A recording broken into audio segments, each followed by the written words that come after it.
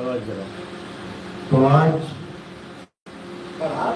परम पिता परमात्मा की अपार कृपा से वाराणसी में मालिक के मूल ज्ञान का प्रचार होने जा रहा है। एकदम तो मालिक की दया, मालिक की कृपा से आज मूल ज्ञान का सत्संग वाराणसी में होने जा रहा है। बहुत बड़े भाग हैं उन जीवों के जो इस सत्संग को आज सुन पाएंगे, और उससे भी बड़े भाग हैं उन जीवों के जो इस सत्संग को थोड़ा सा भी समझ पाएंगे।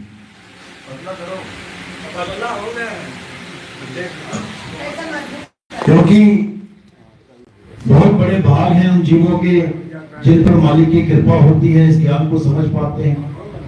जल्दी ये समझ में नहीं आता।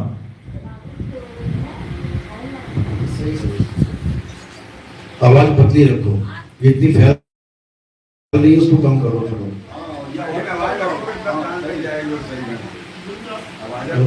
सतनाम सारे पद की सतनाम, सारे पद की सतनाम, सारे पद की सतनाम,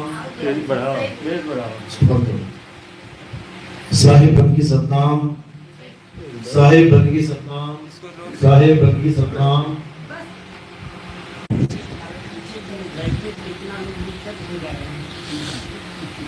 इसी चीज का थोड़ा सा आपको हमको करना है।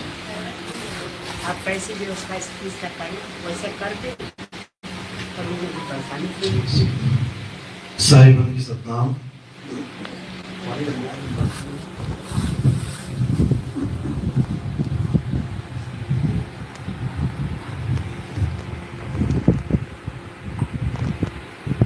तो मालिक की अपार कृपा होती है तब जाकर ये मूल ज्ञान सत्संग समझ में आता है, अन्यथा ये किसी की समझ में आने वाला नहीं है। सारी उम्र भी सुनते रहोगे और परमात्मा की दया नहीं हुई तो एक भी शब्द समझ में आने वाला नहीं है, बल्कि और विरोधाभास हो जाएगा, बल्कि और इस ज्ञान से नफरत हो जाएगी। देखो कितने लोग सुनते हैं, सुनने के बाद फिर भी गलत बोलते हैं। कौन है वो लोग? वो ऐसे बदकिस्मत लोग हैं जिनको नहीं पता कि वो किस चीज को ठुकरा रहे हैं, किसका मजाक उड़ा रहे हैं। बहुत बड़े मालिक की बहुत बड़ी कृपा हो तब जाके सुन पाता है जीव सत्संग को। समझना तो बहुत दूर की बात है, और ठुकराना तो बिल्कुल ही, जिसको कहते हैं कि किस्मती की हद है। जो पक्का 84 का ढोल है वो इसको ठुकराता भी है, इसका मजाक भी उड़ाता है, लेकिन इस ज्ञान को किसी से कोई फर्क नहीं पड़ता। ये ज्ञान ऐसा ज्ञान है जैसे खालिस सोना, 24 कैरेट सोना। अब उस सोने को कोई भी कितनी गालियां देता रहे, उस सोने को कोई भी कितने अपशब्द देता रहे, उस सोने को कितनी ही लांछन लगाता रहे कि ये नकली है, नकली है, नकली है। जाओ जरा बेच ले तुम मार्केट में,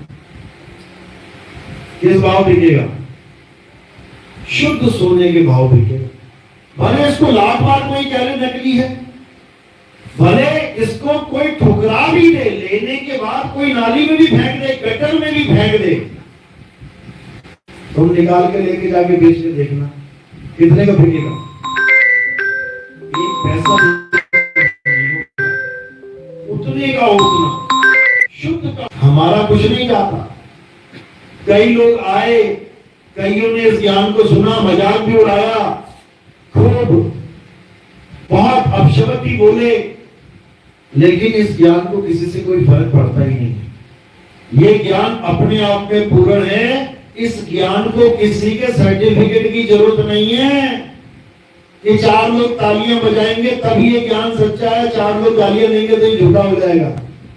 इसको किसी की परवाह नहीं है, ये अपने आप में पूर्ण है। ये एक सड़क की तरह है, तुम्हारे घर के सामने से जा रही है मुंबई तक, इसको किसी से फर्क ही नहीं पड़ता। कोई चले ना चले, कोई कदम बढ़ाए ना बढ़ाए, ये तो पहुंची हुई है। नुकसान तुम्हारा है, तुम नहीं चले यही रह जाओगे, नुकसान तुम्हारा है। तो इसी तरह कबीर साहब यही समझा रहे हैं कि जहां दाहक तहां है नहीं, और जहां है तहां दाहक नहीं। यानी जहां पर तो वो सार शब्द नहीं है वहां ग्राहकों की भीड़ लगी हुई है, और जहां वो सार शब्द है उस तरफ कोई देख भी नहीं रहा है। कारण विवेक। ये ज्ञान तभी समझ में आ सकता है मेरे भाई जब तुम्हारे अंदर विवेक जाग गया हो। होता तो सब में है विवेक, लेकिन जागृत किसी किसी में होता है। जैसे माचिस की डिब्बी में माचिस की तीली होती है, मसाला लगा होता है ना, आग तो सब में है, लेकिन आप देखोगे अगर वो सील जाए, अगर नमी आ जाए तो तुम घिस घिस के थक जाओगे, आग नहीं लगेगी। क्यों? कारण क्या है? अज्ञानता रूपी उसमें। अब क्या करना है? ज्ञान रूपी प्रकाश आ जाए, उसी माचिस की तीलियों को धूप में रख लो और थोड़ी देर बाद जला के देख लो, एकदम प्रकट होगी आग। कारण क्या है? ज्ञान रूपी प्रकाश ने सारे अज्ञान को छूमंतर कर दिया। उसमें जो नमी थी सारी नमी को उड़ा के ले गया ज्ञान। इसी प्रकार ये मूल ज्ञान है। इस पंथ में कोई आए, चाहे इस पंथ से कोई जाए, इस पंथ को किसी से फर्क नहीं पड़ता। ये अपने आप में अटल है, ये अपने आप में अचल है, ये अपने आप में सिद्ध है। इसको सिद्ध करने की जरूरत नहीं पड़ती, समझ लो। लेकिन नादानों को, अज्ञानियों को समझाने के लिए मुझे वाणियों का सहारा लेना पड़ता है, नहीं तो इसको वाणियों की भी जरूरत नहीं। ये वाणियों वाला खेल भी नहीं है, ये बिना वाणी का ही ज्ञान है, ये बिना अक्षर का ज्ञान है, ये बिना स्वर व्यंजन का ज्ञान है। लेकिन अज्ञानी जीवों को समझाने के लिए, उनका विश्वास बनाने के लिए मुझे संतों की वाणियां लेनी पड़ती हैं, मजबूरी है, नहीं तो उनकी कोई जरूरत ही नहीं है। कोई कहे कि वाणियां बोलने वाले ये संत नहीं होते, ऐसा कुछ नहीं है। वाणियां बोल के गए हैं संत, हमारे तुम्हारे यही बोल के गए, लेकिन वो तब हमारे काम आएंगी जब हम उसको समझेंगे। अगर हम समझेंगे नहीं तो उसका कोई फायदा नहीं। समझो बात को। तो इसीलिए कबीर साहब क्या समझा रहे हैं कि 52 अक्षरों को जोड़ तोड़ के जितनी भी वाणियां बनाई गई हैं, अगर समझने के लिए प्रयोग में लाई जाए तो उससे बड़ा कोई मित्र नहीं है। जैसे आज वाणियों को सुन सुन के हजारों लाखों लोग जाग रहे हैं, लेकिन अगर कोई कहे कि उन वाणियों को रट रट के रात भर गा गा के मैं परमात्मा को प्राप्त कर लूंगा, तो उससे बड़ा कोई धोखा नहीं। ये धोखा है। अगर कोई कहे कि वाणियां गाने से परमात्मा मिल जाएगा, धोखा है ये। कबीर साहब कह रहे हैं मेरी गाई गाएगा, 3 लोक में धक्के खाएगा, मेरी गाई पूछेगा, सत्य लोक को सोचेगा। तो इसी को समझना है। कैसे समझेंगे? जब भेदी गुरु हमारे जीवन में आ जाएगा, वो हमें समझाएगा कि आखिर सत्य क्या है, असत्य क्या है। बस उसके बाद 2 ही चीजें होंगी, एक सत्य का भेद, एक असत्य का भेद। जो इसको समझ जाएगा उसका बेड़ा पार हो जाएगा, और जो नहीं समझेगा वो बेचारा बार बार 84 में आने के लिए तैयार हो जाएगा। किसी के साथ कोई दोस्ती, कोई बात नहीं। कबीर साहब बिल्कुल स्पष्ट बोल रहे हैं, जो ना माने कहा हमारा, और राम रहा उन्हों से न्यारा। बिल्कुल क्लियर, कुछ करना ही नहीं है। जो मेरी बात मानता जाएगा वो पार होता जाएगा, जो मेरी बात नहीं मानेगा वो काल का आहार होता जाएगा। काल कुछ खाएगा भी तो, सारे मुक्त हो गए तो काल क्या खाएगा? भूखा मर जाएगा बेचारा। इसलिए कुछ लोगों को यहां पर भी छोड़ा जाएगा आहार बनने के लिए। कौन लोगों को? जो इस ज्ञान को हल्के में लेते हैं, जो इस ज्ञान में कोई कमी ढूंढते हैं, जो इस ज्ञान पे विश्वास तो बहुत दूर की बात है, कोई दूसरा विश्वास करे तो उसके विश्वास को कमजोर करने की कोशिश करते हैं। जो इस ज्ञान के जितने भी खरीदार हैं, जितने भी ग्राहक हैं, उनका विश्वास कम करने की कोशिश करते हैं। वो सब 84 के ढोल है। वो यही धक्के खाएंगे, वो यही घोड़े गधे बनेंगे, चाबुक पड़ेंगे, फिर भी दौड़ते रहेंगे, रुकने वाला काम नहीं होगा। तो ऐसे ही सबका हाल बुरा होने वाला है। कौन बचेगा? जो परमात्मा की शरण में आ जाएगा, जो बंदी छोड़ की शरण में आ जाएगा, उसे काल नहीं रोक सकता, उसका कोई बाल बांका नहीं कर सकता। तो उसी को समझना है, उसी सत्य को जानना है। और वो सत्य कोई मंत्र जंतर तंत्र में नहीं फंसा पड़ा है कि तुम इतनी बार मंत्र जपोगे तब वो सत्य प्राप्त होगा, इतनी माला फेरोगे तब वो सत्य प्राप्त होगा। ऐसा कुछ नहीं है। सारी माला फेंक दो, सारे मंत्र छोड़ दो। अगर हमें सबसे बड़ा नुकसान इस जीवन में उठाना पड़ा है तो किससे उठाया हमने? इन्हीं मंत्रों तंत्रों की वजह से। हमारे बड़े बड़े मंदिर लूटे गए, हमारे देश का अथाह सोना लूट लिया गया, हीरे जवाहरात लूट लिए गए। किसकी वजह से? इन्हीं मंत्रों की वजह से। अब आप कहेंगे मंत्रों की वजह से, वो कैसे? जब इन अत्याचारियों ने हमले किए, इन लुटेरों ने हमले किए हमारे मंदिर पर, तो हमें क्या शिक्षा दे दी गई कि भगवान का नाम जपो, भगवान सब ठीक कर देंगे, भगवान इनको परास्त कर देंगे, ये एक पैसा नहीं लेके जा पाएंगे। और सारे क्या करने लग गए? सारे मंत्र जपने लग गए। सोमनाथ की कहानी बता रहा हूं, वहां पे ऐसा ही हुआ था। सारे बैठ गए, ओम नमः शिवाय ओम नमः शिवाय करने लग गए कि भोले शंकर प्रकट होंगे और इन सब का सहार करेंगे। कोई भोले शंकर प्रकट नहीं हुआ, बल्कि हजारों गर्दनें उड़ा दी गई वहां पर, इन्हीं मंत्रों के सहारों पे। आज भी यही ड्रामा चल रहा है। आज भी हमें यही समझाया जा रहा है, ये मंत्र जप ले तेरे बड़े से बड़ा पाप नाश हो जाएगा, ये मंत्र जप ले बड़ी से बड़ी व्याधा तेरी खत्म हो जाएगी, ये मंत्र जप ले बड़े से बड़ा दुश्मन परास्त हो जाएगा। कुछ ना होता, ऐसा कुछ ना होता। एक मच्छर तक तो मारने की ताकत नहीं है मंत्र में। बड़े से बड़े बाबा से बड़े से बड़ा मंत्र लेके आ जाना और गर्मियों के दिनों में मच्छरों के बीच में बैठ जाना और लगना जपने, पूरे तन मन धन से एकदम एकाग्र होकर। अभी देख रहे थे, अरे मच्छर मारने की औकात नहीं है और बातें कर रहे हैं बड़े से बड़ा दुश्मन परास्त हो जाएगा। इसको धोखा दिया जा रहा है। ये हमारे देशवासियों को धोखा दिया जा रहा है। उनका कुछ नहीं बिगड़ेगा, उनकी दुकानें सेट हो रही हैं, भीख मांगते फिरते थे बनारस में, वृंदावन में 5 करोड़ की गाड़ी में घूम रहे हैं। उनका कुछ नहीं घटने वाला, नुकसान तुम्हारा होने वाला है, तुम्हें भरमाया जा रहा है। समझ लो, भगवान भगवान भगवान वो करते हैं, दान तुमसे मांगते हैं। अरे भगवान से मांगो ना, भगवान से क्यों नहीं मांगते? ये 5 करोड़ की गाड़ी भगवान ने दी है कि इंसान ने दी है? तो भगवान की महिमा काहे गा रहे हो भाई? इंसान की महिमा गा लो, क्योंकि इंसान ही है जो इन लोगों को भगवान बना के बैठा दिया जिसने। लेकिन ये इंसान अगर उसके बदले कुछ ज्ञान भी प्राप्त हो जाए तब भी उसका भला हो जाए। क्या प्राप्त होगा उसके बदले? कोई मंत्र पकड़ा दिया, राधे राधे जप लो, राम राम जप लो। कोई पत्थरों में सिर फोड़वा दिया कि ये पत्थर नहीं, ये भगवान है।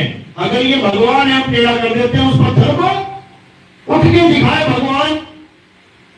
अगर भगवान है तो वो पत्थर टेढ़ा किया हो, उठ के दिखा दे, हम मान लेंगे भगवान है। और अगर नहीं उठा तो तुम्हें मानना पड़ेगा कि ये भगवान नहीं है। अगर तुम्हें विश्वास है अपने भगवान पे, तो चैलेंज स्वीकार कर लो, चैलेंज स्वीकार कर लो। सारे भारत के सामने हम पत्थर को टेढ़ा कर देंगे, उठ के दिखा दे पत्थर, बड़े से बड़े भगवान का पत्थर क्यों ना हो। बड़े से बड़े पंडित ने उसमें प्राण प्रतिष्ठा एक बार छोड़ 1000 बार क्यों न की हो, केवल एक बार उठ के दिखा दे, हम उसी को भगवान मान लेंगे। लेकिन ये चैलेंज कभी स्वीकार नहीं करेंगे, क्योंकि उनको पता है उनको पता है कि दाल में कुछ काला है, और उनको ये भी पता है कि पूरी दाल ही काली है। समझ लो, ये कभी चैलेंज स्वीकार नहीं करेंगे। हाँ, तुम्हें पूरा भरोसा दिलाते रहेंगे, भगवान पे भरोसा कर, भगवान पे भरोसा कर। अरे तू करके देख ले, तू करके देख ले, कर ले अपने भगवान पे भरोसा। कर लेते हैं कैसे तेरे भगवान को। इसीलिए हमारे देश का बेड़ा गर्क हुआ है। जो एक मुहावरा है ना, अकल पे पत्थर पड़ना, ये मेरे भाई और कुछ नहीं है। ये इन्हीं पत्थरों की बात की जा रही है जो तुम्हारी अकल पे पड़ चुके हैं। जिन पत्थरों को तुम भगवान मान चुके हो, उन्हीं लोगों की अकल पे पत्थर पड़े हुए हैं। नहीं तो अकल विवेकी का लक्षण है, अकलमंद होना। लेकिन पत्थर को भगवान मानना ये अविवेकियों का लक्षण है, ये बर्बादी का लक्षण है। इसलिए अब पत्थरों को छोड़ो और उस परम तत्व को जानो, उस सत्य रूप स्वरूपी आत्मा को जानो, शब्द स्वरूपी आत्मा को जानो, तब कल्याण होगा, नहीं तो नहीं होगा। इसलिए कबीर साहब ने कोई कसर नहीं छोड़ी समझाने में। कहते पाथर पूजे हरि मिले तो मैं पूजू पहाड़। ये तुम्हें दोहा क्यों नहीं याद आता? तुम्हें ये दोहा याद आ जाता है, राम नाम की लूट है, लूट सके तो लूट, अंत काल पछताएगा, प्राण जाएंगे छूट। तुम्हें ये दोहा याद आ जाता है, गुरु गोविंद दोनों खड़े काके लागू पाए, बलिहारी गुरु आपने गोविंद दियो लखाए। ये दोहे तुम्हें याद आ जाते हैं। क्यों? यहाँ पे अपनी महिमा हो रही है, गुरु जी भगवान से भी बड़े हैं। यहाँ पे राम नाम की महिमा हो रही है, क्योंकि राम जी के नाम पे दुकान चल रही है। इसलिए कबीर साहब की हर वाणी को उठा लेंगे जिसमें राम राम राम शब्द हो। और जहां वो कह रहे हैं पाथर पूजे हरि मिले, वहां पे इनकी नानी मर जाती है सबकी, वहां पर इनको सांप सूख जाता है, वहां इनको कोई शब्द नहीं आता बोलने में। इसको बेवकूफ बना रहे हो। ये जनता है भाई, जिस दिन जाग गई ना, ये पुराना अगला पिछला सारा हिसाब पूरा कर देगी। अभी तुम जनता को जानते नहीं हो। जब तक तुम मूर्ख बना लोगे, बन जाएगी। जिस दिन विवेक जगाने वाला कोई आ गया, फिर तख्ता पलट करती है। ये आसमान से फर्श पे लाके बैठा देती है, चढ़ाती भी आसमान पे यही है। तो मेरे भाई, आप विवेक से काम लो, विवेकी बनो। कबीर साहब कह रहे हैं गुरु की महिमा गा रहे हैं, ऐसी बात नहीं है कि गुरु की महिमा नहीं गाई, बहुत महिमा गाई है। साहब कह रहे हैं गुरु मेरे सभी बड़े, अपनी अपनी ठौर, और शब्द विवेक की पारखी, सो माथे का मोर। साहब कह रहे हैं कि गुरु मेरे सभी बड़े, चाहे छोटे से छोटे लेवल का गुरु हो या बड़े से बड़े लेवल का गुरु, गुरु सभी बड़े हैं। क्यों? क्योंकि तुम्हें वो ज्ञान दे रहे हैं। कोई छोटे लेवल का ज्ञान दे रहा है, कोई बड़े लेवल का ज्ञान दे रहा है। लेकिन महिमा किसकी गाई है? सर्वोपरि शिरोमणि किसको बोला है? शब्द विवेकी पारखी, सो माथे का मोर।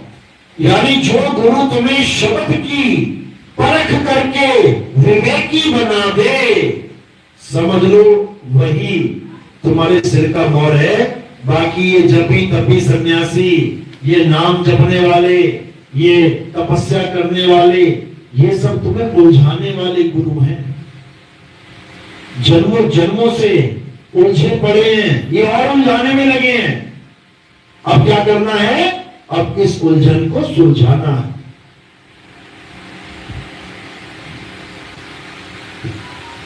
नौ मन धागा उलझिया और कहो कौन सुलझाए। सतगुरु ऐसा सुलझाया कि फिर उलझा ना जाए। ये नौमन धागा ऐसा उलझा पड़ा है कि सोच भी नहीं सकते। इस माया जाल से निकलना इतना मुश्किल है कि सोच भी नहीं सकते। लेकिन अगर गुरु की दया है तो इस माया में रहते रहते, माया भोगते भोगते बड़ी सहजता से निकल जाओगे। बहुत सहजता से, पता भी नहीं लगेगा। जैसे नानक साहब कह रहे हैं कि कमल कीचड़ में रहता है, लेकिन कीचड़ से लिप्त नहीं रहता, कीचड़ से न्यारा रहता है। कह रहे हैं जैसे जल में कमल निरालम, मुर्गा भी निशाने। मुर्गा भी होती है नदियों में, देखोगे काला सा पक्षी होता है, वो पानी के अंदर ही जाके मछलियां खाता है, कीड़े मकोड़े खाता है, और निकलते ही पानी से एकदम उड़ारी मारता है, सूखे फलों से उड़ जाता है, पर कीड़े नहीं होने देता वो, उसके परी ऐसे होते हैं। तो इसी प्रकार हमने भी उसी मुर्गाबी की तरह रहना है। रहना तो माया में ही है, कहां छोड़ के जाओगे माया, लेकिन माया को ऐसे भोगना है, माया में रह के माया में लिप्त भी नहीं होना है, रहना भी उसी में है और लिप्त भी नहीं होना है। तो ये कला कौन सिखाता है? ये भी गुरु ही सिखाता है। यानी अपने ध्यान को 24 घंटे माया से परे रखना है। रहना माया में ही है, लेकिन अपना ध्यान माया से परे रखना है। तो धीरे धीरे धीरे धीरे रखते रखते तुम्हें अपने आप माया से परे जो तुम्हारा निज घर है वहां का बोध हो जाएगा। और एक बार बोध हो गया, बस फिर काल जाल टूट गया, फिर काल का जाल खत्म हो गया। एक बार बोध हो जाने पर क्या हो जाता है? तुम्हारे तीनों प्रकार के कर्म का नाश हो जाता है। कैसे? तुम्हारे प्रारब्ध कर्म जो अभी तुम भोग रहे हो और जो आने वाले हैं, इसके अलावा बाकी दोनों कर्म यानी आगामी कर्म और जो तुम्हारे इकट्ठे किए हुए कर्म हैं, जो जन्मों जन्मों के हैं, वो सब नष्ट हो जाते हैं। क्यों? क्योंकि तुम्हें बोध हो जाता है कि करने वाला मैं हूं ही नहीं। और जो तुम्हारे प्रारब्ध कर्म है, जो तुम्हारी किस्मत में लिखे जा चुके हैं, जो अभी कल परसों नरसों तुम्हें दुख देने वाले हैं, वो कर्म तुम ऐसे भोगते हो। कैसे? जैसे तुमने किए ही नहीं है, लेकिन आ गए हैं तो अपने ज्ञान के आधार से, क्योंकि प्रारब्ध में तुमने हामी भरी है, मैंने किया है, इसीलिए भुगताए जा रहे हैं। तो ज्ञान के आधार से उनको ऐसे भोगना है सुख दुख से न्यारे होके। यानी देह धरे का दंड है, सब काहू को होए, और ज्ञानी भोगे ज्ञान से, अज्ञानी भोगे रोए। अब रोएगा कौन? जिसका ध्यान पूरा काया में लगा हुआ है, वो पक्का रोएगा। और जिसका ध्यान 24 घंटे काया से परे रखा है जिसने, उसको दर्द का आभास भी नहीं होगा। होगा, लगेगा उसको कि हां हो रहा है, लेकिन वो उससे न्यारा रहेगा। वो उसको ऐसे भोगेगा जैसे ये काया का कष्ट है, मेरा नहीं है। वो अपने ध्यान में लीन रहेगा। और करके देखना, कभी भी कष्ट हो अपनी सूरत लगा के देखना जहां बताया गया। धीरे धीरे धीरे धीरे तुम्हारा आभास बहुत कम हो जाएगा बॉडी में। यही एक मंत्र है प्रारब्ध कर्म को भोगने का। इसके अलावा और कोई रास्ता नहीं है। आएंगे, बिल्कुल आएंगे, लेकिन सुख दुख दोनों से परे रहना है। यानी कि इसको असत्य समझ के कि कर्म शरीर ने किया है तो भुगतान तो इसको होगा, लेकिन मुझे नहीं है इसका कष्ट। कैसे? जैसे पीलिया हो गया, या कोई और किडनी फेलियर हो गया, या कोई और बीमारी कैंसर हो गया, या कोई और बीमारी हो गई, तो उसको कैसे भोगना है? उसको ऐसे भोगना है कि ये काया का कष्ट काया को ही है।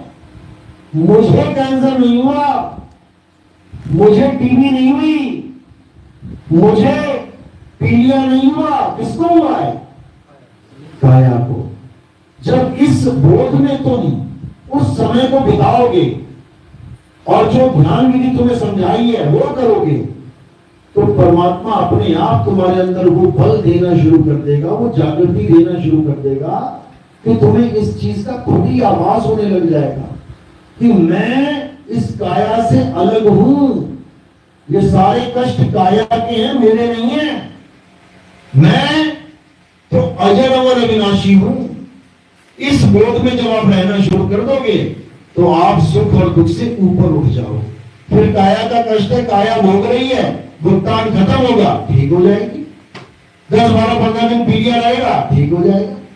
किडनी फेलियर है, ऐसे भी लोग हैं जिनकी किडनी ठीक हो जाती है, ऐसे भी हैं जो बेचारे मर जाते हैं। लेकिन जो भगत होगा वो इन दोनों चीजों से न्यारा रहेगा। किडनी ठीक होने की खुशी नहीं है, क्यों? अमर थोड़ी नहीं हो गया, किडनी ठीक हो गई तो। और मरने का गम नहीं है, क्यों? मर थोड़ी नहीं गया अगर शरीर छोड़ दिया तो। क्योंकि उसके आभास में रहता है वो, उसके अनुभव में रहता है वो। और ये तभी हो पाता है जब भेदी गुरु जीवन में आता है। वो तुम्हें समझाएगा कि कैसे अपने आप को, अपने स्वरूप को प्राप्त करना है। धीरे धीरे धीरे धीरे धीरे धीरे अपने आप तुम इतने स्ट्रांग होने लग जाओगे, तुम्हें अंदर से जागृति होने लगेगी, चेतना तुम्हारी इतनी प्रबल हो जाएगी कि तुम अपने आप को शरीर से जुदा करके देखने लग जाओगे। तुम्हें समझ में आने लग जाएगा कि ये शरीर मुझसे बिल्कुल अलग है, मैं देख रहा हूं इसको, मैं हूं नहीं। तो जब ये जागृति होगी, मालिक की दया होगी, और 1 सेकंड का भी अगर अनुभव हो गया, फिर तो खेल ही खत्म है इस भरम जाल का। फिर भूल जाओ कि तुम वापस इस दुनिया में आने वाले हो। आओगे तो वैसे भी नहीं, अगर पूर्ण विश्वास के साथ करोगे। क्यों? क्योंकि वो बंदी छोड़ है, उसका काम ही बंधनों से छुड़ाना है। और अगर तुमने सच्चे दिल से अर्जी लगा रखी है तो उसका तो काम ही यही है, वो छुड़वाएगा, इसमें कोई शक नहीं। तो यही साहिब समझा रहे हैं कि अब माया से अलग होके अपने आप को जानो। काया और माया एक ही चीज है। अपने आप को काया गलती से भी मत मानना, गलती से भी। क्योंकि अगर तुमने काया मान लिया गलती से तो पक्का मरोगे, इसमें कोई दो राय नहीं है। और अगर आपको आत्मा जानने के लिए प्रयासरत रहे, लगे रहे गुरु के नाम पे, तो कोई मारने वाला नहीं है, समझ लो। तो इसीलिए कबीर साहब बार बार उस आत्म सत्ता की, उस चेतन स्वरूप की महिमा गाते हुए तुम्हें समझा रहे हैं कि तुम ही हो वो जिसको तुम ढूंढ रहे हो। अरे तू सिमरन किसका करे, तू ही है आपे आप। अपने आप को जान तो सही, अपने आप की अलग हस्ती बना के, खुद को मालिक से जुदा करके इस दुनिया में चक्कर काट रहा है। सूरत को संसार में फंसा रखा है। संसार से जब तक मुक्त नहीं होगी, अपने स्वरूप में लीन नहीं होगी। इसलिए सबसे पहले लोग कहते हैं ना, गुरु जी इतने साल हो गए, कुछ हो नहीं रहा, हो नहीं रहा। अरे भाई होगा कैसे, पहले ये तो समझ लो। इतने सत्संगों में मैंने समझाया है कि होना ना होना बात की बात है। पहली बात क्या है, इस संसार को झूठ मानना, तब ये होगा, नहीं तो नहीं होगा। कितनों ने झूठ मान लिया, बता दो जरा, कितनों ने झूठ मान लिया। अभी कोई तुम्हें अपशब्द बोल दे, अभी देखो फटाक से चालू हो जाओगे, अभी टेप रिकॉर्डर चालू हो जाएगा, बंद नहीं होगा, पूरी रात बोलवा लो। फिर सबसे बड़ा मीटर क्या है, यही है सबसे बड़ा मीटर। जैसे एक नाटक चल रहा है, एक नाटक में तुम्हें रोल मिल गया, अब उस रोल में एक औरत है तुम्हारी सास, या एक औरत है तुम्हारी बहू, या एक औरत है तुम्हारी ननद, या कोई एक आदमी है जो तुम्हें खूब गालियां देने वाला है सीन में। अब सीन क्या कहेगा, सीन क्या मांग रहा है कि तुम गाली खाओ, बोलो मत। तुमने गालियां खानी है सीन में, कुछ बोलना नहीं है। अब तुम उस रोल में खूब गालियां खाओगे सीन में, लेकिन बोलोगे नहीं। क्यों? कारण क्या है? क्योंकि तुम्हें पता है ये असलियत नहीं है, ये नाटक चल रहा है, ये नकली माल है, ये नकली गालियां हैं, ये जितनी गालियां इसने दी हैं सब नकली हैं। मुझे इस पे कोई असर नहीं होना चाहिए। क्यों? क्योंकि ये फिल्म की डिमांड है, ये सीन की डिमांड है कि ये ऐसा सीन है जिसमें तुम्हें गालियां खानी है। अब तुमने इसको नकली मान लिया ना, अब तुम्हें इससे कोई फर्क नहीं पड़ता। अगर तुमने उसको असली मान लिया तो क्या होगा पता है?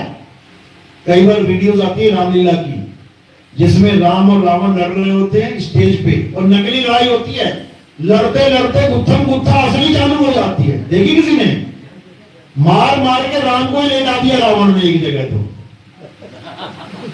ये रियल है, ऐसी वीडियो देखी है। हाँ, जहां पे घूसे मार मार के राम को ही ले जा दिया, वो बेचारा एम्बुलेंस आ रही है उसको उठाने के लिए। ऐसा क्यों हुआ पता है? क्योंकि उसने उस नकली को असली मान लिया। नकली रामलीला को असली उसने सोचा अरे इसने राम ने मुझे असली में मार दिया। ये नहीं पता वो सीन की डिमांड है कि वो तुझे मारेगा। लग गया होगा हल्का सा तेज, उसको लगा होगा ये तो कमजोर है, इसने मुझे कैसे मार दिया। इतनी जनता देख रही है, जनता के सामने मार दिया, पकड़ के गिरा दिया राम जी को और मार मार के मुझे टेढ़ा कर दिया। तो कहने का मतलब है ये सब तब होता है जब हम जागृत नहीं रहते।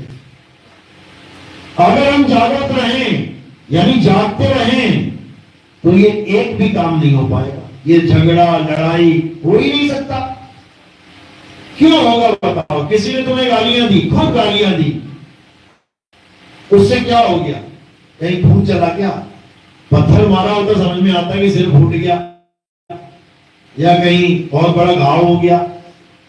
तुम इस नकली जगत के नकली आदमियों से नकली शब्दों की नकली चोट नहीं सह सकते, तो तुमने कहां इसको झूठ मान लिया? तुम तो सती मान के बैठे हो कि नहीं तो सच में गालियां दे रहा है मुझे। और जब तुम्हें लगेगा ये सच में गालियां दे रहा है तो समझ लो कि तुमने दुनिया को सच मान लिया। अब तुम्हारा ध्यान परमात्मा में लगने वाला नहीं है। अब कहां लगेगा? पूरी रात यही सोचते रहोगे, उसने मुझे ऐसा कहा, उसने मुझे ऐसा कहा। उसके बाद सुबह फोन करोगे, गुरुजी ध्यान क्यों नहीं लग रहा है? क्या नाम में कोई कमी है? क्या लग रहा है इस पंथ में कोई कमी है? गुरुजी ध्यान क्यों नहीं लग रहा? ध्यान में क्या है? उसने मुझे ऐसा क्यों कहा, क्यों कहा, क्यों कहा। पूरा जन्म बीत जाएगा यही क्यों कहा करते करते।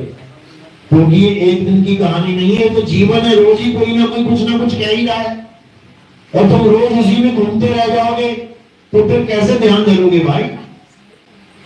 बस पनिहारिन बन जाओ। पनिहारिन को कोई कितना ही गालियां देता रहे, कोई कितना ही अपशब्द बोलता रहे, वो एक बार भी घड़ा नहीं उतारे, वो एक बार भी घड़ा नहीं खुलवाएगी अपना उन लोगों के चक्कर में। उसको पता है कि दूध घी भरा पड़ा है, मेरा ही नुकसान हो जाएगा अगर मैं इनसे बकवास करूंगी। तो वो अपने लक्ष्य की तरफ निकल रही है। जैसे हाथी होता है ना, देखो पहले तो ये समझ लो, हाथी हम उसको बोलेंगे जिसके पीछे 100-200 कुत्ते पड़े हों। 100-200 कुत्ते ना पड़े काहेगा हाथी है वो, पहले तो ये समझ लो। यानी अगर किसी के पीछे कुत्ते पड़ गए हैं तो समझ जाना कि वो सच में हाथी ही है। और जिसके पीछे कोई कुत्ता ही नहीं है, कोई भाव कर ही नहीं रहा है, वो काहेगा हाथी है। वो तो गधा ही होगा, कोई निकल गया गली में से। गधे पे थोड़ी नहीं भौंकते कुत्ते, हाथी को देख के भौंकते हैं। क्यों भौंकते हैं पता है? उसकी विशालता के कारण। वो देखते हैं बाप रे बाप ये क्या आ गया, यानी इतना बड़ा, अरे ये इतना बड़ा, हम छोटे से हैं, अब कुछ कर तो सकते नहीं है। एक सूट मारेगा उड़ जाएंगे तो क्या करें? भौंको। अब और तो कुछ कर नहीं सकते ना, अब जो हथियार उनके पास होगा वही यूज करेंगे। भागो। और हाथी को उनके भागने की क्या परवाह बताओ? कभी तुमने देखा हाथी गलियों गलियों में भाग रहा कुत्ते के पीछे? कभी नहीं। हाथी को पता है ये कुत्ते हैं, कुत्ते भागते रहेंगे, इनकी दम नहीं है कि काट लें। इसलिए हाथी मस्ती में चलता रहता है। इसलिए कोई तुम्हें कुछ कहता है तो उसको कुत्ते समझ के किनारे कर दो, उसके पीछे मत भागने लग जाओ, सूट भागे अपनी। 2 मिनट में सूर उड़ा लेते हो, गड़बड़ है इसका मतलब।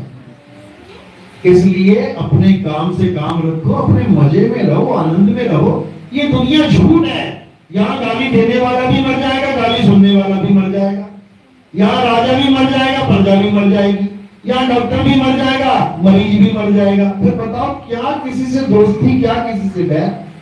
ये 4 दिन की जिंदगी मिली है केवल भक्ति के लिए। प्रेम करो, भक्ति करो, एक दूसरे से बात खत्म है। कहां तुम मगजमारी में पड़ गए, ये मेरा दुश्मन, ये मेरा दुश्मन, ये मेरा दुश्मन। कोई किसी का दुश्मन नहीं है। जो असली दुश्मन है वो तुम्हारे अंदर छुपा बैठा है, जो सबको तुम्हारा दुश्मन बता रहा है। ये तेरा दुश्मन, ये तेरे, कौन बता रहा है? मन ही बता रहा है। समझ लो, तुम्हारा कोई दुश्मन नहीं है भाई। इस मन के सब दुश्मन, इस मन के सब मीत हैं। ये कभी किसी को दोस्त बना लेता है, कभी किसी को दुश्मन बना लेता है। इसी में उलझा रहता है सारी उम्र। इसीलिए कबीर साहब ने एक ही मंत्र दे दिया। क्या बोल रहे हैं? कबीर खड़े बाजार में चाहे सबकी खैर और ना काहू से दोस्ती, ना काहू से बैर। बस इतनी सी बात है, इसके अलावा कुछ भी नहीं है। यानी इस संसार में तुम ऐसे रहो कि ना कोई तुम्हारा, ना तुम किसी के। दोनों आए हैं अपने अपने कर्म भोगने के लिए। तुम्हें मालिक ने मौका दे दिया 84 से निकलने का, वह बेचारा 84 में फंसा हुआ है। अब मुझे इतना बताओ कि दया का पात्र कौन है? किस पर दया आनी चाहिए, तुम पर या उस पर?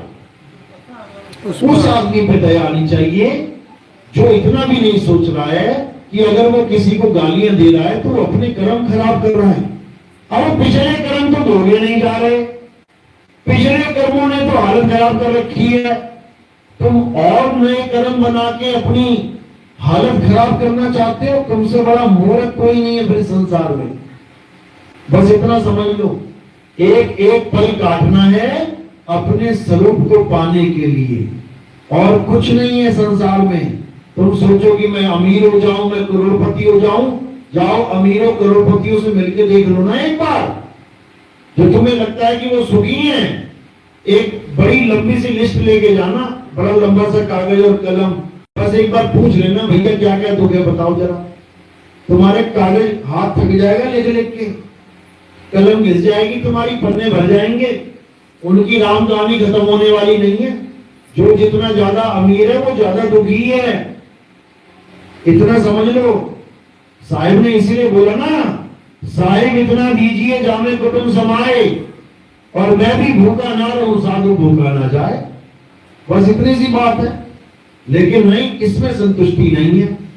दूसरे को देख देख के सड़ता जा रहा है, सड़ता जा रहा है।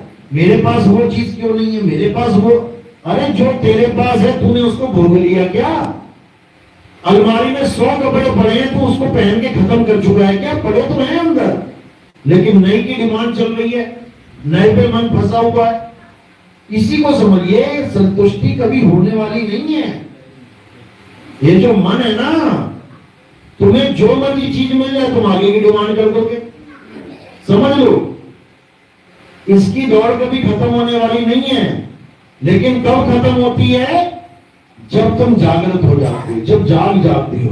साहिब कह रहे ना, मैं कहता हूं जागत ही हो और तू जाता है सोई रे, तेरा मेरा मनवा कैसे एक होई रे। जब तक सोते रहोगे तब तक खोते रहोगे, जागोगे तो पाओगे। तो इसलिए अब जागना है, अब अपने स्वरूप को जानना है। किसी पत्थर को भगवान नहीं मानना, किसी मंत्र को भगवान का नाम मत मानना, क्योंकि ये 52 अक्षरी नाम इंसानों के द्वारा बनाए गए नकली नाम है। कभी मत कहना कि तू सच्चा, तेरा नाम सच्चा। अगर वो 52 अक्षरी नाम है फिर वो झूठा है, फिर वो नकली है। कभी भी किसी भी तीर्थ में स्नान करके मत समझ लेना कि तुम्हारी मुक्ति हो जाएगी। गंगा माता के लड़के की मुक्ति ना हुई, उसके पाप ना कटे, तुम्हारे क्या काटेगी गंगा? तुम कौन सा उनके भाई भतीजे के लड़के हो भाई? तो इन भ्रमों में से बिल्कुल निकल जाना है और पाने के लिए केवल एक ही चीज है, वो है तुम्हारा आत्म स्वरूप। कभी भी किसी भी भगवान को शरीर मत मानना। देखो कितने चालाकी से ये लोग भरमाते हैं। हमारे सत्संग सुन सुन के ये बातें तो बड़ी बड़ी करना सीख गए। कहते हैं अपने आत्म स्वरूप को जानो, तुम शरीर नहीं हो, तुम आत्मा हो। और अपने बारे में क्या कहते हैं, मुझे भोले शंकर के दर्शन हुए, सांप लिपटा हुआ था गले में, जटाएं खुली हुई थी। तुमने किसके दर्शन कर लिए, शरीर के कि आत्मा के? शरीर के। खुद दर्शन शरीर के कर रहा है और दूसरों को बता रहा है कि अपने आत्मा को जानो, आत्म स्वरूप को पहचानो। अरे भाई जब तूने ना पहचाना तो वो क्या पहचानेंगे? जब गुरु को ज्ञान नहीं है तो चेले को क्या ज्ञान होगा? और जब भगवान शंकर के दर्शन हो ही गए तो अब राधा राधा करने की क्या जरूरत है? जब भगवान ही मिल गए अभी कुछ बाकी रह गया था क्या? क्योंकि बेवकूफ बनाना है जनता को, लूटना है जनता को। लेकिन अब जनता जागरूक हो रही है, जनता हर चीज को समझ रही है, क्योंकि हमें फोन आते रहते हैं। जब से हमारा टीवी में प्रचार चला है, 2 चैनलों पे हमारी एड्स चलती हैं, आप यकीन नहीं करेंगे ऐसा कोई पंथ ही नहीं बचा जिनके फोन अब नहीं आते हमारे पास, सबके। इसीलिए कबीर साहब ने बोला था ना कि 12 पंथ काल फरमाना, भूले जीवन जाए ठिकाना, 13वें पंथ नहीं चले आए, सब पंथ मेट के एक पंथ चलाएं। इसी समय का जिक्र किया गया था कि ऐसा दिव्य ज्ञान उजागर होगा जब सब धर्मों के, सब पंथों के लोग इस ज्ञान को समझ के इस झंडे के नीचे आएंगे। और वो समय आ गया है। ऐसा कोई पंथ बचा ही नहीं है जो हमारे पंथ में नहीं आ गया है। भारत में स्पेशली हिंदू आ गए, मुस्लिम आ गए, सिख आ गए, ईसाई आ गए, जैनी आ गए, बौद्धिस्ट आ गए। जो भगवान को नहीं मानते थे, नास्तिक, वो भी आ गए, आ ही रहे हैं। अब धीरे धीरे धीरे जागृति हो रही है। 1 से 2, 2 से 4। शुरू में 1 मुसलमान भाई आया था, अब 4 लेके आ रहा है साथ में। वो 4 8 लेके आ रहे हैं साथ में। वो 8 16 16 32 लेके आएंगे, 32 64 लेके आएंगे। जो ईसाई अकेला आया था बेचारा, आज वो पूरे ग्रुपों में अपने हमारे सत्संग सुनाता है और बताता है, पूछता है कि देखो इस ज्ञान को। अब सुन सुन के ईसाई भी समझ रहे हैं, वो भी जान पा रहे हैं कि भाई ईसा मसीह ने क्या बोला था और हमें क्या करवा दिया गया। ईसा मसीह ने बोला कि अपनी आत्मा को जानो, लेकिन ये लोग हमें ईसा मसीह की पूजा करवा रहे हैं। ईसा मसीह ने कहा मैं और मेरा पिता एक है, लेकिन ये हमें ईसा मसीह की पूजा करवा रहे हैं। पिता के बारे में बता ही नहीं रहे, यानी आत्म स्वरूप के बारे में बता ही नहीं रहे, बस ईशु ईशु ईशु करते जा रहे हैं। ईसा मसीह, ईसा मसीह। अरे फादर कौन है? उसके फादर को भी तो जानो कि केवल ईसा मसीह उसी को फादर बना दिया। शरीरों को फादर बना दिया इन लोगों ने, शरीरों को भगवान बना दिया इन लोगों ने। अब शरीरों को भगवान नहीं मानना है। यहूदी यहोवा यहोवा करते नहीं थक रहे। यहोवा क्या है? यहोवा का अर्थ है मैं वो हूं जो मैं हूं। और ये कौन बताएगा मैं क्या हूं? ये कोई तत्वदर्शी संत बताएगा कि वो है क्या। और जब वो समझा देगा कि वो क्या है, तब तुम्हें खुद समझ में आ जाएगा कि वो शरीर है कि आत्मा। यही गीता में समझाया गया कि तत्वदर्शी संत क्या करेगा? हे अर्जुन, वो तुम्हें दोनों तत्वों का ज्ञान देकर असत्य तत्व को छुड़वा देगा, सत्य को दिखा देगा। इसी को सत्य सत्य का निबेड़ा बोला गया है, नीर क्षीर का निबेड़ा बोला गया है। कबीर सब यही समझा रहे हैं। नीर कहिए सारा शरीर काया और क्षीर कहिए आत्मा। नीर क्षीर का करे निबेड़ा और कहे कबीर सो हंस है मेरा। तो अब उस आत्मा को जानना है जिसके बारे में सारे वेद पुराण गीता भागवत जिक्र तो सब में है, लेकिन उसका भेद नहीं है। इसलिए कबीर साहब ने ये भेद हमेशा छुपा के और संतों के हाथ में देके रखा। संतों के हाथ में है ये भेद, वही तुम्हें बता सकते हैं, ये ग्रंथ नहीं बता सकते, ये केवल लिखा लिखाया पढ़वा सकते हैं, इससे ज्यादा कुछ नहीं कर सकते। तो अब क्या करना है, अब शरीरों को किनारे करके आत्म तत्व को जानना है, जो हम सबका जनक है, सबका पिता है। उसी को जानने पर हम और हमारा पिता यानी I and my father are one, एक हो जाते हैं, द्वैतवाद खत्म हो जाता है। तो इसी को समझना है और उम्मीद करूंगा कि जितने भी नए भक्त जुड़ रहे हैं, नए मालिक के हंस इस ज्ञान को समझ रहे हैं, अब पूरे विवेक के साथ नीच शील का निवेदन करें और सत्य का साथ दें, तभी कलयुग में सत्युग आएगा, नहीं तो नहीं आएगा। नहीं तो वाणियां लिखी रह जाएंगी। अरे जब तुम ही ना जागे तो सत्युग कैसे आएगा? सत्युग कोई समा नहीं है कि सत्युग में गरुड़ उड़ने लग जाएंगे और शंकर जी के नंदी आ जाएंगे, शंकर जी ऊपर बैठे होंगे, ऐसा समा नहीं है सत्युग। कलयुग में सत्युग का मतलब है कि घोर कलयुग में जहां हर तरफ अत्याचार, पाप, जहां हर तरफ राजनीति, जहां हर तरफ दोगली बातें, जहां हर तरफ झूठ फरेब, जहां हर तरफ भ्रष्टाचार हो रहा होगा, उसमें सत्य की किरण आएगी जो सबको सत्य का पाठ पढ़ाएगी। धीरे धीरे धीरे सब उस एक सत्य के झंडे के नीचे आने लग जाएंगे और जब सब आ जाएंगे तो हो गया कलयुग में सतयुग। बस इतना सा खेल है और कुछ नहीं है। हर ग्रंथ में इसी का जिक्र दिया गया है। मुसलमानों ने इसको इमाम मेहंदी का नाम दे दिया। इमाम का मतलब, मेहंदी का मतलब क्या होता है?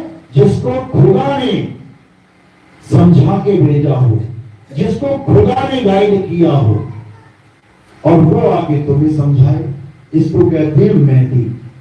अरबी में इसका यही अर्थ है, यानी वो जिसको खुदा ने ज्ञान दिया और वो जो आगे तुम्हें ज्ञान दे, उसको मेहंदी कहते हैं। हमारे यहाँ क्या कह देते हैं उसको? हमारे यहाँ संत कह देते हैं, यानी जिसको परमात्मा ने ज्ञान दिया और आगे तुम्हें बांट रहा है, उसी को कल की अवतार बोला गया है। कल की अवतार यानी अज्ञान को खत्म करेगा और निकलंक आत्मा का जिक्र करेगा, उसके बारे में वेद बताएगा। उसी को मर्द का चेला बोला गया है, क्योंकि नामर्द माया है, मन है, उसकी गुलामी करने वाले नामर्द कहलाते हैं। और मर्द कौन है? शब्द है, उसी का चेला मर्द का चेला कहलाता है। उसी को मैत्रेय बुद्ध कहा गया है। यानी सारे संसार में जब धर्म के नाम पे झगड़े हो रहे होंगे, हाहाकार मचा होगा, तब एक मैत्री संदेश यानी सब धर्मों को एक करने का संदेश आएगा। उसी को फ्यूचर बुद्धा, मैत्रेय बुद्ध कहते हैं। उसी को इलियास कहते हैं। यहूदी इलियास का इंतजार कर रहे हैं कि इलियास आएगा, हमें ज्ञान समझाएगा। और कौन सा ज्ञान समझाएगा? इलियास का अर्थ होता है कि यहोवा परमात्मा है, यानी तत्व, परम तत्व ही परमात्मा है। वो तत्व ज्ञान देगा आगे, उसी को इलियास कहते हैं। उसी का जिक्र कबीर सागर में चूड़ामन नाम से है। चूड़ामन यानी जो मन को चूड़ा करने की विधि, यानी कि उसको खत्म करने की विधि बताएगा, वही चूड़ामन अवतार है। इसी प्रकार हर धर्म में किसी न किसी का नाम, ईसाइयों में सेकंड कमिंग बोला गया ईसा मसीह का, कि एक बार तो ईसा मसीह जा चुके हैं, दोबारा फिर आएंगे। क्या करेंगे आके? कहते लोहे की छड़ लेके आएंगे वो, और वो सबको ठीक करेंगे। बाइबल में लिखा हुआ है, किसी को नहीं बख्शा जाएगा, सबका नंबर लगेगा लाइन से। अज्ञानियों को तो मुंह छुपाने को जगह नहीं मिलेगी, जो ज्ञानी बन के बैठे हुए हैं। ये सब पहले से दर्ज है। और वो जब आएंगे उससे पहले लाखों गुरु बन के बैठे होंगे, ये भी दर्ज है। तो जब ईसा मसीह आएंगे, जब इमाम मेहंदी आएंगे, उस समय दुनिया में इतने ज्यादा गुरु बैठे होंगे कि तुम्हें हर जगह बस ज्ञान ही ज्ञान मिल रहा होगा। कहीं भी बैठ जाओगे, निगुरा भी होगा ना, निगुरा जिसका अपना कोई गुरु नहीं है, वो भी तुम्हें ज्ञान सुना रहा होगा और तुम भी तालियां बुला रहे होगे, वाह क्या ज्ञान सुनाया गुरु जी, बताओ, निगुड़े गुड़ी ज्ञान हो जाएगा। कैसे होगा? वो इस मोबाइल देवता की वजह से होगा। ये जो मोबाइल देवता घर घर में बैठा हुआ है ना, ये घर घर में ज्ञान दे रहा है सबको। इसी मोबाइल में सुन सुन के निगुड़ा भी कहेगा मुझे गुरु बना लो, मैं भी ज्ञानी हो गया हूं। इसकी वजह से, इस मोबाइल देवा की वजह से, मोबाइल बाबा की वजह से। तो ऐसे लोग बहुत आएंगे, लाखों करोड़ों आएंगे, लेकिन उनकी दाल नहीं गलेगी। क्यों? ये भी लिखा गया है। थोड़ा बहुत तो काम चलाओ सबको मिलेगा, ऐसी बात नहीं है। थोड़ा बहुत तो चेला सबको मिलेगा, लेकिन जब असली ज्ञान आ जाएगा तब छोड़ छोड़ के इन लोगों को लोग एक झंडे के नीचे आएंगे। यही बाबा रामदेव जो रुणिचा में रहते थे पहले, वहां पे उनका स्थान है, रुणिचा राजस्थान में। उनकी वाणियों में, भविष्यवाणियों में भी यही बताया गया है कि जब सतनाम का झंडा आएगा तब ये षट दर्शनियों की क्लास लगेगी अच्छे से। जो आज तक अपने आप को बड़े बड़े महात्मा बना के बैठे हैं, उनका लेखा लिया जाएगा। यानी उनसे पूछताछ चलेगी, हाँ भैया किसको भगवान मानता है? पत्थर को मानता है? क्या करता है? तपस्या करता है? क्या करवा के बैठा है? कान फड़वा के बैठा है? ऐसे पूछेंगे लोग आने वाले समय में। जो अभी मान बड़ाई के अधिकारी बने बैठे हैं, फिर इनको इनकी हैसियत पता लगेगी जब सतनाम का झंडा आएगा, जब आत्मज्ञान का बोलबाला आएगा, तब सबको किनारे कर दिया जाएगा और एक झंडे के नीचे पूरा संसार आएगा। संसार, यूपी पंजाब हरियाणा नहीं, संसार। यानी अंग्रेज भी आएंगे, यानी मुस्लिम भी आएंगे, यानी यहूदी भी आएंगे, यानी सब आएंगे, कोई नहीं बचेगा। बस फैलने दो, एक बार पता लग जाएगा। चलो, तो आज का सत्संग यही समाप्त करते हैं। अब आरती का समय है। आरती कैसे करते हैं? हमारे यहाँ आरती काया की आरती नहीं होती है, हमारे यहाँ आरती शब्द गुरु की आरती होती है। क्या करना है? थोड़े से फूल उठाने हैं, थोड़े से, मुट्ठी भर के मत उठाना। कहाँ लगने हैं? मेरे सिर के ऊपर। सिर के ऊपर क्यों रखते हैं? क्योंकि काया पैर के अंगूठे से लेकर सिर की चोटी तक होती है, इन आश्रम काया है। तो फूल कहाँ रखे? काया से परे, यानी आत्मदेव को समर्पित कर दिए गए। तो फूल सिर पे रखने हैं, और कोई प्रचार प्रसार में योगदान करना चाहेगा, सेवा भाव करना चाहेगा, तो केवल चरणों में रखना है, इस जगह को बनाए रखना है। बोलिए परम पिता परमात्मा की, सभी बंदे छोड़ कबीर साहिब की, सभी संतों की, सभी भक्तों की, आज के आनंद की, सकल हंस को बंदगी साहेब बंदगी सतनाम सतनाम।